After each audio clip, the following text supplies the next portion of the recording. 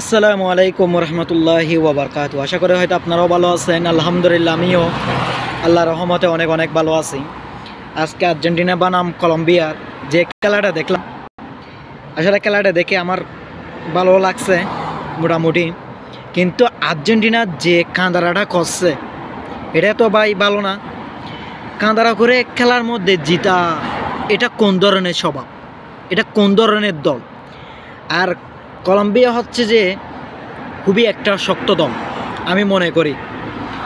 আর্জেন্টিনার থেকে এই দলের সঙ্গে খেলা খেলতে গেলে খুবই কষ্ট হচ্ছে মূলত, এবং তাদের থেকে ছোটো ছোটো পাইকানাও হচ্ছে আর্জেন্টিনার প্লেয়ারদের থেকে। মেসি আশরাফ হঠাৎ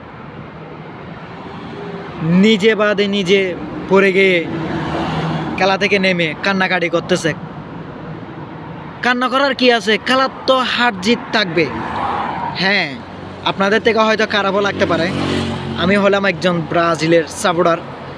আসলে আমাদের ব্রাজিলের সাপোর্টার করি কারণ আমাদের ব্রাজিল ইতিহাস আছে বিদায় আমরা ব্রাজিল সাপোর্ট করি, ঠিক আছে? তো আমরা আর্জেন্টিনার সমর্থকদেরকে বলতে চাই, ভাই তোমরা যতই কাঁদারা করে খেলা জিতো না কেন, এই খেলার কোনো সাফল্য নাই, এই খেলার কোনো সফলতা নাই। এটা হচ্ছে যে কান্না করে জিতা খেলা, সাহস করে নিজে শক্তি দিয়ে জিতানো, এটা হচ্ছে যে একটা বাহাদুরি।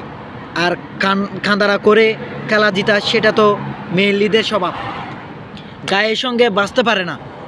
এটা কোন ধরনের স্বভাব? এনে পড়ে যাওয়া, এটা তো আমাদের নেইমারের চাইতে অদম হয়ে গেছে এখন আর্জেন্টিনার প্লেয়াররা।